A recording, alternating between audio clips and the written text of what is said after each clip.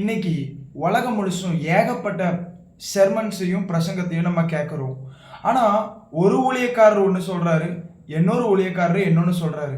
ரெண்டு பேருமே ஓரளவு ரிசல்ட் வச்சுருக்கிறாங்க. கர்த்தர் அவங்களையும் பயன்படுத்துகிறார், இந்த தேவ மனுஷனையும் பயன்படுத்துகிறார். எதுங்க உண்மை?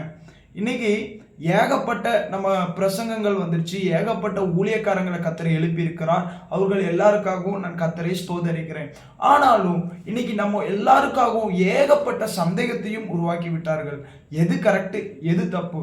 ஒரு ஊழியக்காரர் ஆசீர்வாதம் ஆசீர்வாதம் என்று உபதேசிக்கிறார், ஒரு ஊழியக்காரர் பாடுகள் பாடுகள் என்று உபதேசிக்கிறார். இதுல எது கரெக்டுங்க அப்படின்னு நீங்க யோசிக்கிறீங்களா?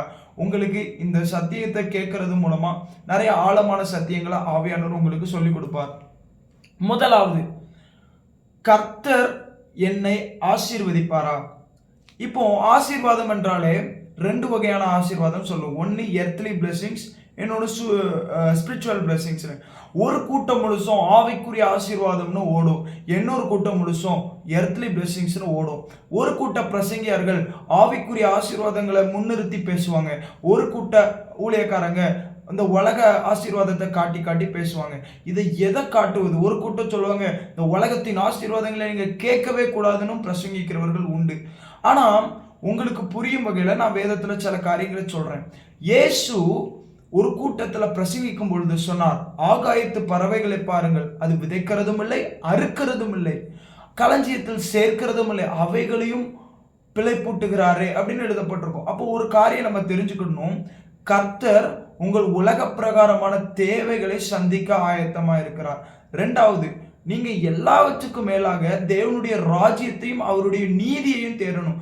கர்த்தருடைய ராஜ்யத்தில் இருக்கிற ஆசீர்வாதங்களை நீங்க அதிகம் தேடுவது ரொம்ப அவசியம். அதற்காக நிறைய பேர் சொல்லுவாங்க, இந்த உலகத்துல நம்ம ரட்சிக்கப்பட்டோம், நமக்கு ஃபுல்லும் பாடுகள் தான், கர்த்தர் ஆசீர்வதிக்க மாட்டார், கர்த்தர் நமக்கு சுகம் கொடுக்க மாட்டார் அப்படின்னு நீங்க நினைச்சிட்டு இருக்கீங்கன்னா சாரி, நீங்க தெரியாம இருக்கிறீங்க. நீங்க ஒன்று தெரிஞ்சுக்கோங்க, கர்த்தர் உங்களுக்கு சுகம் கொடுக்க வல்லமை உள்ளவராய் இருக்கிறார், உங்கள் பிரச்சனைகளை மாற்ற வல்லமை உள்ளவராய் இருக்கிறார். ஒரு கூட்டம் சொல்லிடுவாங்க, எப்பவுமே பிரச்சனைக்குள்ளதான் கர்த்தர் நடத்துவார். கிடையாது, உங்களை பிளஸ் பண்ண கர்த்தர் விரும்புகிறார். இஸ்ரவேலை ஆசீர்வதிக்கதே கர்த்தருக்கு பிரியம். வேதத்துல பார்க்கிறோம், பிள்ளைகளின் அப்பத்தை நாய்க்குட்டிகளுக்கு போடுவது நல்லதில்லை. அப்போ ஒரு விடுதலைங்கிறது பிள்ளைகளின் அப்பம், பிரச்சனை மாறணுங்கிறது பிள்ளைகளின் அப்பம், தேவ பிரசன்னம் என்பது பிள்ளைகளின் அப்பம். இவைகள் எல்லாத்தையும் நமக்கு கொடுக்கணும்னு தான் கர்த்தர் விரும்புறாரு. இந்த சத்தியத்தை நம்ம எல்லாரும் ஆழமா தெரிஞ்சுப்போம். ஆவியானவர் இன்னும் நம்மளோட பேசட்டும்.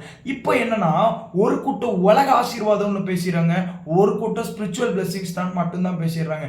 ஆனா ஒண்ணு தெரியணும், கர்த்தர் உங்கள் தேவைகளை சந்திக்க அவர் ஆயத்தமா இருக்கிறார். இன்னொரு கூட்டம் என்ன சொல்லுவாங்கன்னா, கர்த்தர் தேவையை மாத்திரம் தான் சந்திப்பார், தேவைக்கு அதிகமாக கொடுக்க மாட்டார், கொடுத்தாலே சாத்தான் அப்படின்னு நிறைய பேர் சொல்லிடுவாங்க. அப்படி கிடையாது. நீங்க பாருங்க, இயேசு வந்து அப்பங்களை பெருக பண்ணி மீதமானதை கூடைகள்ல எடுக்கிறாங்க, 12 கூடைகள்ல இருக்கிறாங்க. இப்போ ஒன்று தெரிஞ்சுக்கிடணும், மீதம் எடுக்க பண்ணுகிற ஒரு நல்ல கர்த்தர் நமக்கு உண்டு. உங்களை பிளஸ் பண்ணும் பொழுது உங்க பாத்திரம் நிரம்பி வழியும்.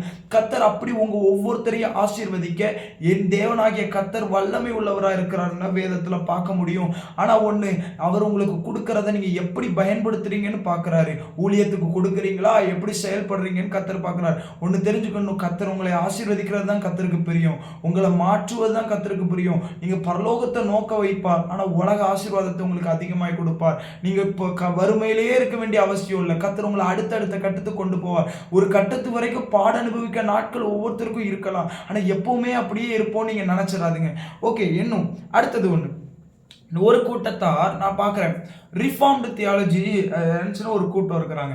அந்த கூட்டத்தார் என்ன சொல்லுவாங்கன்னா, வரங்கள் கிடையாது, வரங்கள் எடுத்துக்கொள்ளப்பட்டது, டங்ஸ் கிடையாது, அப்புறம் ப்ராஃபஸி கிடையாது, ஹீலிங் கிஃப்ட்ஸ் கிடையாது, எல்லாம் சேஸ் ஆயிடுச்சு, எல்லாம் எடுத்துட்டாரு, இப்போ எதுவுமே இந்த பூமியில கிடையாதுன்னு சொல்லி ஒரு கூட்டம் பிரசங்கிக்கிறவர்களை நான் அறிவேன்.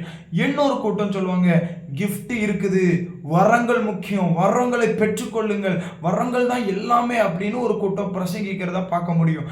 என்ன ஒரு கூட்டம், வரங்கள் இருக்குதுப்பா நாங்க நம்புறோம், ஆனா வரங்களுக்கெல்லாம் ஜெபிக்க கூடாது, அதெல்லாம் பெருசா ஃபோக்கஸ் பண்ணக்கூடாது, அதெல்லாம் செகண்டரி திங், அது தேவையில்லை, அது வந்து பறகுது, அது தேவைதான், ரொம்ப தேவையில்லை, உனக்கு வந்து கர்த்தர் தான் தேவை, கர்த்தருடைய அன்பு தான் தேவை, அதுல மாத்திரம் ஃபோக்கஸ் பண்ணிருங்க, இதுக்குள்ளெல்லாம் யோசிக்காதுங்கன்னு சொல்லி நம்ம ஏகப்பட்ட வகையான கூட்டங்களை இந்த கிஃப்ட்டுக்குள்ளேயும் இந்த இதுக்குள்ளேயும் நம்ம பார்க்க முடியும். நீங்க கொஞ்சம் நீங்க வேதத்துக்குள்ள புகுந்து பார்த்தீங்கன்னா, அப்போஸ்தலர் 4ஆம் அதிகாரம் 30ஆம் வசனத்தை நீங்க எடுத்து பார்த்தீங்கன்னா இப்படியாக எழுதப்பட்டிருக்குது.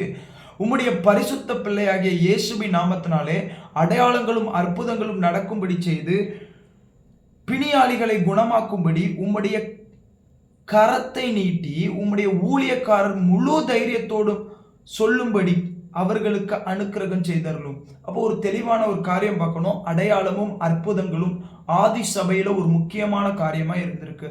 அப்போ இதனால அற்புதமும் அடையாளமும் முக்கியமான காரியமா இருந்ததுனால நம்ம அற்புதத்தையும் அடையாளத்தையும் மாத்திரம் நாடி போகலாமா? நீங்க கொஞ்சம் வேதத்தை நீங்க உற்று பார்த்தீங்கன்னா 1 கொரிந்தியர் 12ஆம் அதிகாரத்தை முழுசா வாசிச்சு பார்த்தீங்கன்னா கர்த்தர் தன்னுடைய வரத்தை பற்றி பேசுவதற்கு பவுலை பயன்படுத்தி இருப்பார். நம்ம நினைக்கிற மாதிரி அந்த 9 வரம் மட்டும் கிடையாது. நீங்க அந்த பகுதியிலே பின்பகுதியை பார்த்தீங்கன்னா எல்லாரும் அப்போஸ்தலரா, எல்லாரும் போதிக்கிறவர்களா அப்படின்னு எழுதப்பட்டிருக்கு, எல்லாரும் தீர்க்கதரிசியா அப்படின்னு எழுதிட்டு பின்னாடி எழுதப்பட்டிருக்குது.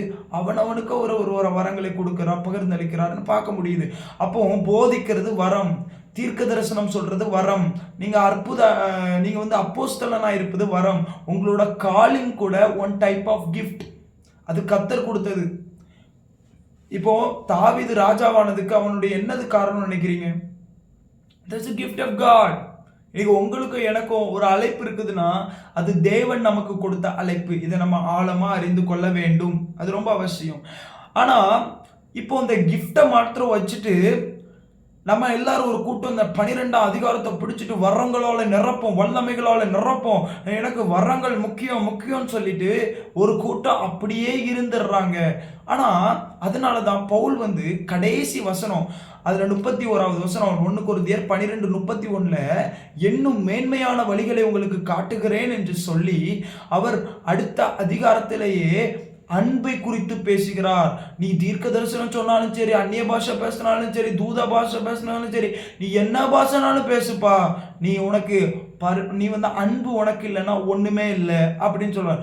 உடனே இந்த அதிகாரத்தை பிடிச்சிட்டு ஒரு கூட்டம் எப்படி ஜபிக்க ஆரம்பிச்சிருவாங்க, எப்படி என்ன பண்ண ஆரம்பிச்சிருவாங்கன்னா, வேதத்தில் அன்பு தான் முக்கியம், உனக்கு தீர்க்க தரிசனத்தை காட்டில அன்பு முக்கியம், ஆகையினால நீங்க தீர்க்க தரிசனம் சொல்லாதீர்கள், நீங்கள் அன்பு மாத்திரம் காட்டுங்கள்னு சொல்லி ஒரு கூட்டம் களமிறங்கிடுவாங்க.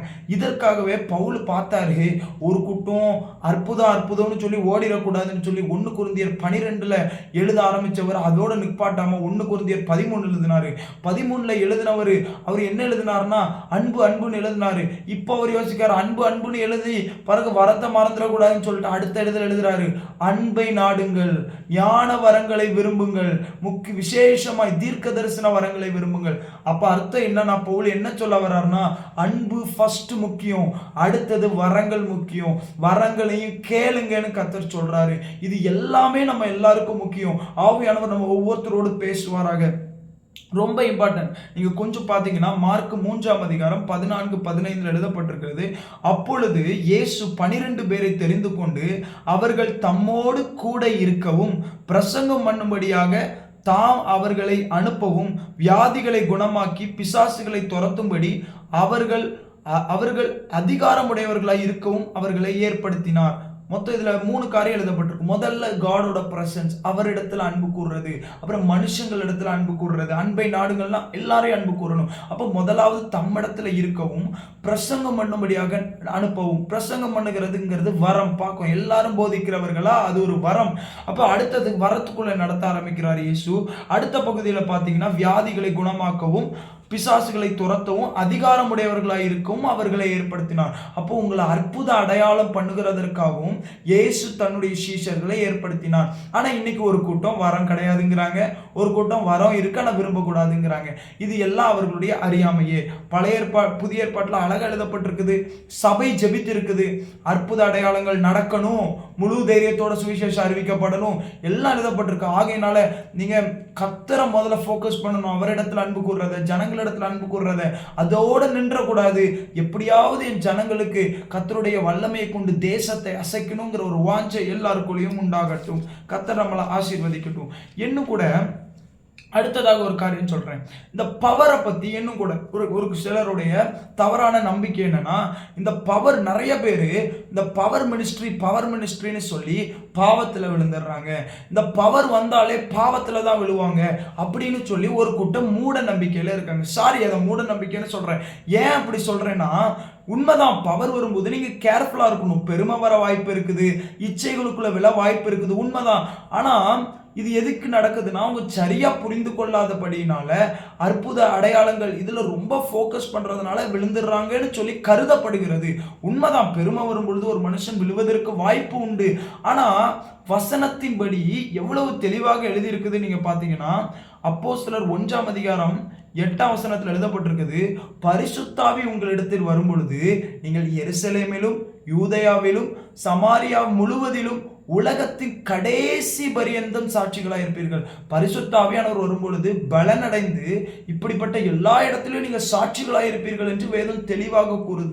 அப்போ உங்களுக்கு எனக்கு ஒண்ணு தெரியணும், பரிசுத்த ஆவியானவர் வந்தது என்னை இயேசுவுக்கு சாட்சியாக நிறுத்துவதற்கே தவிர என்னை பலனடைய பண்ணி பலனடைந்து யூ ஷால் ரிசீவ் த பவர்னு சொல்லி இங்கிலீஷ் பைபிள்ல இருக்கு. அப்போ பவர் வந்தனா நீ சாட்சியா இருப்போமே தவிர பாவத்துக்குள்ள விழ மாட்டோம். இப்போ பரிசுத்த ஆவியினுடைய பவரை கேட்கும் பொழுது உங்க இருதயத்துல ஒரு விசுவாசம் வரணும். ஒரு தடவை ஹோலி ஸ்பிரிட் எனக்கு சொல்லி கொடுத்தார், நீ பாப்பீங்க 153 பெரிய மீன்கள் இயேசு உயிரோடு எழுந்த பிறகு பேதுருவும் அவனோடு இருந்த சீஷர்களும் பிடிக்கும் பொழுது 153 பெரிய மீன்கள் கிடைத்தது என்று எழுதப்பட்டிருக்கிறது.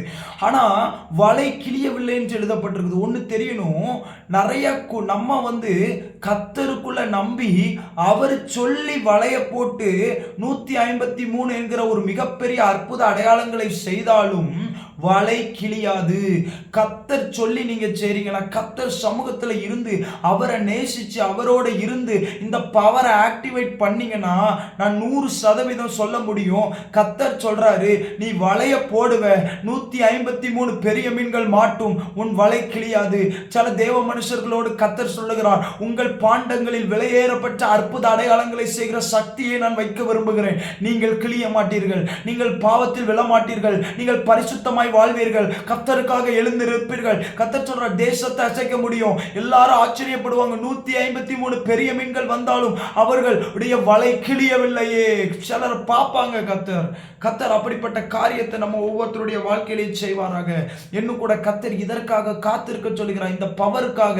you need to cry for the power of God to fill us. நமக்குள்ள அப்படிப்பட்ட தேவனுடைய வல்லமை வரும்படியா கதறணும். எழுதப்பட்டிருக்குது லூக்கா 24:49 எழுதப்பட்டிருக்குது, என் பிதா வாக்குத்தத்தம் பண்ணினதை இதோ நான் உங்களுக்கு அனுப்புகிறேன், நீங்களோ உன்னதத்திலிருந்து வரும் பலனால் தரிப்பிக்கப்படும் வரைக்கும் எருசலேம் நகரத்தில் தங்கி இருங்கள். அர்த்தம் என்னது?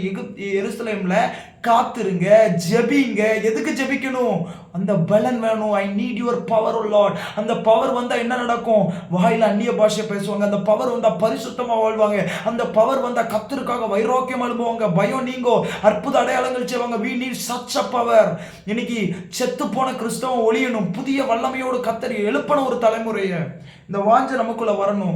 அதனால ஒரு கூட்டம் சொல்ற மாதிரி பவர் வந்தா விழுந்துருவாங்களா? கிடையாது. கர்த்தர் பரிசுத்தமா நிறுத்துவார். பவர் பரிசுத்தமா நிற்கிறதுக்கு, பவர் அற்புத அடையாளங்களை செய்யறதுக்கு, பவர் தேசத்துக்கு முன்னாடி கர்த்தரே வல்லமை உள்ளவர்னு காட்டுறதுக்கு. இன்னொரு கூட்டம் இருக்கிறாங்க. they are so called Pentecostal people. நிறைய கூட்டங்கள் இருக்கும். அவங்க என்ன நினைக்கிறாங்கன்னா, தாங்கள் ஆவிக்குரிய உச்ச நிலைமைக்கு அழிஞ்சிட்டோம் அப்படின்னு சொல்லி அவங்க பெண்டெகோஸ்டல்னு சொல்லி நினைச்சிட்டு, சார் இந்த பெண்டெகோஸ்டல்னா நீங்க நினைக்கிற மாதிரி இந்த பிரிவை நான் சொல்லல. ஒரு கூட்டம் தங்களை தாங்களே நினைத்து கொண்டு இருக்குது, நான் ஆவிக்குரிய உச்சகட்ட நிலைமையில் இருக்கிறேன் அப்படின்னு சொல்லி தங்கள் இருதயத்துல அவங்களே நினைச்சு கொண்டு ஆதி கால சபையை போல நான் இருக்கிறேன், எல்லா காரியத்தையும் கர்த்தரிடத்துல கேட்டுதான் நாங்க செய்வோம். அவங்க எல்லாம் ஒவ்வொரு காரியத்தையும் ஓவர் ஸ்பிரிச்சுவலைஸ் பண்ணி பேசுவாங்க. நீங்க பாத்தீங்கன்னா அவங்க போய் கேட்பாங்க, இன்னைக்கு என்ன கலர் ட்ரெஸ் போடணும் ஆண்டவரே? அவங்க பீரோ முழுசும் துணி இருக்கும், எந்த கலர் ட்ரெஸ் போடணும் ஆண்டவரேன்னு கேட்பாங்க. அவங்களுக்கு ஆவியானவர் சொல்வாராம், பச்சை கலர் ட்ரெஸ் போடு. I am not against this completely. நான் இதை முழுமையா எதிர்க்கல, பட் என்னுடைய அண்டர்ஸ்டாண்டிங் படி நான் சொல்றேன். எனக்கு ஒரு தடவை ஆவியானவர் என்னோடையும் சொன்னார், இனி இந்த ட்ரெஸ்ஸை போட்டு போன்னு சொல்லி. ஏன் தெரியுமா? ஏன்னா அன்னைக்கு மட்டும் நான் ஃபார்மல்ஸ் போடாம என் ஆஃபீஸ்க்கு போயிருந்தேன்னா அங்க இருக்கிற எனக்கு என்ன வந்து ட்ரெயின் பண்ண ஒரு ட்ரெய்னர் வந்து அவர் என்ன பத்தி என்ன சொல்லியிருப்பாருன்னா, நீ ஆஃபீஸோடைய ரூல்ஸை மதிக்காம ஃபார்மல் போடாம இன்ஃபார்மல் போட்டிருக்க அப்படின்னு சொல்லியிருப்பாரு.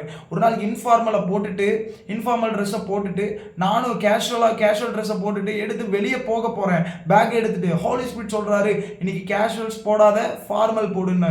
நான் இல்லாண்டவரை போட்டு போறேன்னு திரும்பி இருதயத்தில் உணர்த்தப்பட்டது. கலத்தி போட்டுட்டு வேற ட்ரெஸ்ஸை மாத்திட்டு போனேன். ஹோலி ஸ்பிரிட் உங்களோட பேசுவார், உண்மைதான். ஆனா காரணமே இல்லாம சும்மா பேச மாட்டாரு பாருங்க. சம்பந்தமே இல்லாம பீரோ முழுசு துணி இருக்கும். இன்னைக்கு என்ன கலர் ட்ரெஸ் பண்ண கத்தர் நேத்து ப்ளூ கலர் போட சொன்னா இன்னைக்கு ரோஸ் கலர் போட சொல்லியிருக்கார். இதுக்கு தான் கத்தர் ஹோலி ஸ்பிரிட் உங்களுக்குள்ள வந்தாரா? ப்ளூ கலர் போடணும், ரோஸ் கலர் போடணும். இன்னொரு கூட்டம் இருக்காங்க, ஷூ ரேக் முழுசு ஷூ அடுக்கி இருப்பாங்க. அவங்க சொல்லுவாங்க, இன்னைக்கு ப்ளூ கலர் ஷூ போடணுமா, ஒயிட் கலர் ஷூ போடணுமா, இன்னைக்கு நைக்கு போடணுமா, இல்ல வேற எதுவும் போடணுமா, ஒவ்வொரு பிராண்ட் நேம் சொல்லி இது போடவா அது போடவா இப்படி கேட்பாங்க. இன்னொரு கூட்டம் வந்து, நாங்கள் கர்த்தாவே நாங்கள் ஊழியத்திற்கு போகிறோம், இன்னைக்கு எந்த நம்பர் பஸ்ல போகிறது, 59C போங்க பிரதர் அப்படின்னு கத்தர் சொல்றாரு அவங்களுக்கு. இவங்க வெயிட் பண்ணிக்கிட்டே இருப்பாங்க. கடைசியில் பார்த்தா அப்படிப்பட்ட நம்பர் பஸ்ஸே இருந்திருக்காது. கொஞ்சம் ஒவ்வொருத்தரும் கொஞ்சம் கொஞ்சம் உணர்வுள்ளவர்களா மாறி பாருங்க. எல்லாரும் நிறைய பேர் ஆவிக்குரியவர்கள்னு சொல்லி வேதத்துல உள்ளதுக்கு ஆப்போசிட்டா வரைக்கும் அவங்க யோசிப்பாங்கங்க. கொஞ்சம் கேர்ஃபுல்லா இருக்கணும், ரொம்ப கேர்ஃபுல்லா இருக்கணும். சும்மா எல்லாத்தையும் நம்ம நம்பிட்டு போக முடியாது. வசனத்துல என்ன இருக்குது? ஹோலி ஸ்பிரிட் சுயமா எதுவும் பேச மாட்டார், வசனத்திலிருந்து எடுத்து பேசுவார். வசனத்துக்குள்ள இருக்கும். அவர் பேசுறது வசனத்துக்கு முரண்பாடாவே இருக்காது. அப்போ எனக்கு தெரிஞ்சு இவ்வளோ ட்ரெஸ் இருக்குல்லப்பா, ஏழைக்கு கொடும்பாரு. இத்தனை ஷூ வச்சிருக்கால்லப்பா, ஏழைக்கு கொடும்பாரு. இத்தனை ஒவ்வொன்றையும் இப்படிதான் ஹோலி ஸ்பிரிட் பேசுவாரு. இயேசுட்ட போய் 2 அங்கி இருக்குன்னா ஒன்ன கொடு, இதான் இயேசு. அப்போ பரிசுத்த ஆவியானவர் மட்டும் தான் இஷ்டத்துக்கு பேசுவாரா? இயேசு என்ன பேசுனாரோ அதுல இருந்து எடுத்து பேசுவாரு. இன்னைக்கு என்ன ட்ரெஸ், என்ன பாத்திரம், என்ன பாத்திரத்துல சாப்பாடு கொண்டு போகணும், இதையே கேட்டுக்கிட்டு இருப்பீங்க. அவருடைய வாஞ்செல்லாம் ஆத்துமாக்கள். சின்ன சாமுவேல் இருந்தாலும் சாமுவேல்கிட்ட சொல்லுவாரு, சபையுடைய சூழ்நிலையை பாடுறா, ஏலியுடைய பிள்ளைங்களை பாடுறா, தேசத்துல மாற்றம் வரணும்டா. இதுதான் கர்த்தருடைய இருதயம். யாரை பார்த்தாலும் ஆத்துமாக்களை குறித்து பேசுவார். யாரை பார்த்தா அவர் அன்பா பேசுவாரு, உங்களை அக்கறையா பேசுவாரு. நீ பரிசுத்த முக்கியம்டா, பாவத்தை குறித்து கண்டித்து உணர்த்துவார் எழுதப்பட்டிருக்கு. நீதி செய்யணும்டா, என்னையும் நியாய தீர்ப்பு வருதுடா, பரிசுத்தத்தை காத்துக்கோ, கத்தருக்காக எலும்பு, சத்துரு நியாயம் தீர்க்கப்பட்டான், பிசாசு தோத்தவன், நீ எந்திரிச்சிடலாம் கத்தருக்காக எப்படி என்கரேஜ் பண்ணுவார் ஒரு சைடு. ஆனா இன்னொரு சைடு ஆத்துமாக்கள்னு பேசிக்கொண்டே இருப்பார். இதுதான் பரிசுத்த ஆவியானவர். இன்னொரு காரியத்தை நான் பேச விரும்புறேன். இது ரொம்ப முக்கியமான சப்ஜெக்ட். இன்னைக்கு என்ன நடக்குதுன்னா, கர்த்தருடைய வல்லமை தேவ பிள்ளைகள் மத்தியிலேயே அவமானப்படுத்தப்பட்டும் மட்டுப்படுத்தப்பட்டும் இருக்கிறது. ஒரு காரியத்தை தெளிவாக சொல்கிறேன். இன்னைக்கு நேம் காலிங் அதை குறித்து நிறைய காரியம் இருக்குது. இன்னைக்கு நிறைய கள்ள ஊழியர்கள் இருக்காங்க, கள்ள தீர்க்கதரிசிகள் இருக்காங்க. இதெல்லாம் உண்மைதான். அவங்க நேம் கால் பண்ணி உன் பேங்க் அக்கௌண்ட் நம்பர் அதெல்லாம் நிறைய சொல்கிறாங்க. பட் எனக்கு தெரியல அது வந்து ஹவ் இட் இஸ்னு. பட் அவங்க ஒரு காரியத்தை சொல்கிறாங்க, அதற்காக ஒருத்தர் நேம் காலிங் பண்ணுறதுனால எல்லாரும் நேம் கால் பண்ணுறது தப்புன்னு சொல்கிறேன். இப்போது நான் எந்த ஊழியக்காரங்களையும் குறைவாக பேசல. ப்ளீஸ், நான் அவங்க யாரும் குறைவாக பேசுறதுக்கு நான் தகுதியும் அற்றவன். நான் தெளிவாக பேசுகிறேன், நீங்கள் புரிஞ்சு கொள்ளணும். அவங்க எல்லா தேவ மனுஷர்களும் புரிதலோடு பேசுகிறாங்க. பட் அவங்க பேசுகிறத நம்ம தெளிவாக புரிஞ்சுக்கிடலை நான் நினைக்கிறேன். இப்போ பாருங்க, ஒரு ஊழியக்காரனை பார்த்துட்டு, இந்த ஊழியக்காரன் உன் பேர் ரவி அப்படின்ட்டாங்கன்னா, ஒரு மனுஷனை பார்த்து நீ ரவி அப்படின்ட்டாங்கன்னா, ரவி உன் பேர் ரவி தானே கர்த்தர் சொல்றாரு அப்படின்னு சொன்ன உடனே என்னன்னா உடனே சொல்றாங்க, அவன் பேர் ரவின்னு அவனுக்கு தெரியறதுக்கு அவன்கிட்ட ஏன் சொல்லணும் அப்படின்னு கேட்குறாங்க. ரவி, நீ நேற்று அந்த காரில் போனல, கர்த்தர் உன்னை பார்த்தார் அப்படின்னு சொன்னா உடனே இவங்க அந்த காரில் போனான்னு அவனுக்கு தெரியாதா, இதையா கர்த்தர் சொல்லணும் அப்படின்னு சொல்லி இப்படிப்பட்ட கர்த்தருடைய வல்லமையையும் சம்டைம்ஸ் மட்டுப்படுத்துகிறது உண்டு. இதெல்லாம் கரெக்டு தானே அப்படின்னு நினைக்கலாம். இப்போ இயேசுவை பார்த்து டக்குன்னு கேட்கலாம், இயேசுவே அத்திமரத்துக்கு கீழே நாத்தான்வேல் இருந்தது அவனுக்கு தெரியாதா? ஆனால் நாத்தான்வேல்கிட்ட ஏன் அதை சொன்னீங்க? எதுக்கு சொன்னார்னா விசுவாசிக்கும்படி. பல நேரத்தில் கர்த்தர் வந்து நம்முடைய விசுவாசத்தை துவங்குவதற்கு தான் அற்புத அடையாளங்களை செய்கிறார். நான் கர்த்தர் வந்து எதுக்குங்க தேசத்துக்கு நடுவில் அற்புத அடையாளம் செய்யணும்? பலர் விசுவாசத்துக்குள்ள இழுக்கும்படியா. இன்னைக்கு நிறைய பேருக்கு அற்புத அடையாளங்களை செய்வதோ அது ஏதோ ஒரு ஷோக்காக காட்டுவதற்காக ஆயிட்டு. ஆனா அப்படி கிடையாது. அது ஜனங்களுக்கு மத்தியில கர்த்தர் ஜீவனோடு இருக்கிறார், அவர் வல்லமை உள்ளவர் என்பதை காண்பிக்கிறதற்காக தான் கர்த்தர் இதை வைத்திருக்கிறார். நம்ம தெளிவா தெரியும், நேம் காலிங் இருக்குது, இன்னைக்கும் இருக்குது. நல்ல தேவ மனுஷர்கள் இருக்கிறாங்க. எத்தனை தேவ மனுஷர்களை பார்த்திருக்கோம். அவங்க சொல்லுவாங்க, எஸ்தர் கர்த்தர் உன் பேரை சொல்றேன், இன்னைக்கு உன்னை சுகப்படுத்துறாருன்னு சொல்லுவாங்க. ஒவ்வொரு நேமையும் சொல்லிட்டு காட் வந்து ஹீல் பண்றாரு, கர்த்தர் உன்னை தொடுறாரு அப்படின்னு சொல்லி தேவ மனுஷர்கள் சொல்றதை பார்க்கிறோம். அது உண்மை, அது ட்ரூ. நேம் காலிங்க நீங்க தவறா நினைக்காதீங்க. ஹோலி ஸ்பிரிட்டுக்கு அவர் இஷ்டத்துக்கு செயல்பட விடுங்க. அவர் இஷ்டத்துக்கு அவர் செயல்படட்டும். ஒவ்வொரு நேமையும் அவர் கூப்பிடட்டும், அவர் இஷ்டத்துக்கு செயல்படட்டுங்க, விட்டுருங்க. இன்னொன்னு, ஃபாலிங் பேக்வர்ட், ஆவில நிரம்பி ஸ்லேன் இந்த ஸ்பிரிட்னு சொல்லுவாங்க. பின்பக்கமாக விழுறது. நிறைய பேர் சொல்லுவாங்க முகங்குப்புறமாக தான் விழணும். அது என்ன பின்பக்கமாக விழுறது? அநேகமாக இது வேற ஆவியாக தான் இருக்கும், இது டிமானிக் பவராக தான் இருக்குது, இது குண்டலினி ஸ்பிரிட்டாக தான் இருக்கும்னு சொல்லி தாங்களே பரிசுத்த ஆவியானவரையே குற்றப்படுத்துகிற ஒரு கூட்டம் உண்டு. இதை நம்ம ஆழமாக தெரிந்து கொள்ளணும். வேதத்தில் என்ன சொல்லி இருக்குது அப்படின்னு நீங்கள் பார்த்தீங்கன்னா, ஒவ்வொரு காரியத்திலும் பார்த்தீங்கன்னா, நீங்கள் மார்க் 7ஆம் அதிகாரத்தில் 31 37 வரை பார்த்தா, இயேசு ஒருவனுக்கு காது கேட்காது, ஒருத்தனுக்கு காது கேட்காது, இன்னொன்று என்னன்னா அவனுடைய வாய் கொன்னை வாயுடையவனா இருந்தான் என்று எழுதப்பட்டிருக்குது. அவனுடைய வாயில இயேசு வந்து என்ன பண்ணாருன்னா, அவர் உமிழ்ந்து அதை அவனுடைய நாவல வைக்கிறாரு. அப்போ ஒருத்தர் வந்து தன்னுடைய எச்சியை இன்னொருத்தருடைய நாவல வைக்க முடியுமா? ஐயய்யா இப்படிலாம் வைக்கக்கூடாது. இதே ஒரு ப்ரீச்சர் வச்சிருந்தாருன்னா என்ன சொல்லியிருப்பீங்க? ஐயோ தப்புன்னு இருப்பீங்க. ஆனால் இயேசுவே அப்படிதான் செஞ்சிருக்கிறாரு. நீங்கள் ஒன்று தெரிஞ்சுக்கிடணும், கர்த்தர் அவருடைய இஷ்டத்துக்கு மூவ் பண்ண விட்டுருங்க. கர்த்தரை அவர் இஷ்டத்துக்கு மூவ் பண்ண விட்டுருங்க. கர்த்தர் தமது சித்தத்தின்படியே அவர் மூவ் பண்ணட்டும், அவர் இஷ்டப்படி கிரியை செய்யட்டும். கர்த்தர் வல்லமை உள்ளவர், அவர் செயல்பட விரும்புகிறார், அவர் இஷ்டத்துக்கு விட்டுருங்க. நீங்க பாருங்க, மார்க்கு ஒரு தேவ மனுஷன் எப்படி சொல்றாரு, பின்பகுதியா விழுறாங்க. நிறைய பேர் சொல்றாங்க பின்பகுதியை விட்டு பரிசுத்தாவியானவர் ஆட்கொள்கிறாருன்னு சொல்றாங்க. பரிசுத்தாவியானவர் வந்தா செல்ஃப் கண்ட்ரோல் தானே வரணும். வேதத்துல பரிசுத்தாவியானவருடைய ஃப்ரூட் என்னது? Fruit of the holy spirit is self control. Self கண்ட்ரோல்னு சொல்லிட்டு இப்படி மயங்கி உள்ள விடுவாங்களா அப்படின்னு சொல்லி கேட்குறாங்க. ஒரு தேவ மனுஷன் கேட்குறாரு. உண்மையிலேயே அது ஒரு நல்ல கான்செப்ட் மாதிரி தான் நமக்கு தோணும். ஆனால் பைபிளில் பாருங்க, இயேசுடைய மகிமையை கண்ட போது பின்னர் பேதுரு வந்து தாம் பேசுகிறது என்னன்னு தெரியாமல் பேசினார்னு எழுதப்பட்டிருக்கு. அப்போ தேவனுடைய மகிமையை பார்த்தாலும் சரி, அவருடைய வல்லமையோ அவருடைய தொடுதலையோ நம்முடைய மாம்ச பலத்தால் தாங்க முடியாமல் விழ வாய்ப்பு இருக்கு. நம்ம என்ன செய்யறோம்னு நமக்கே தெரியாம சில காரியம் செய்யறது உண்டு. இது வேதத்துல பார்க்க முடியும். நீங்க பாக்குறீங்க, 2 நாளாகவும் 5ஆம் அதிகாரம் 13 14 நீங்க வாசிச்சு பாத்தீங்கன்னா தெரியும். ஆசாரியர்கள் தேவனுடைய ஆலயத்துக்குள்ள கால் வைக்க முடியல. பரிசுத்த ஆவியானவர் மினிஸ்ட்ரி பண்ண ஆரம்பிச்சா அப்படிதான் இருக்கும். நிக்க முடியாது தேவ சமூகத்துல. இப்படி நடக்க வாய்ப்பு இருக்குது.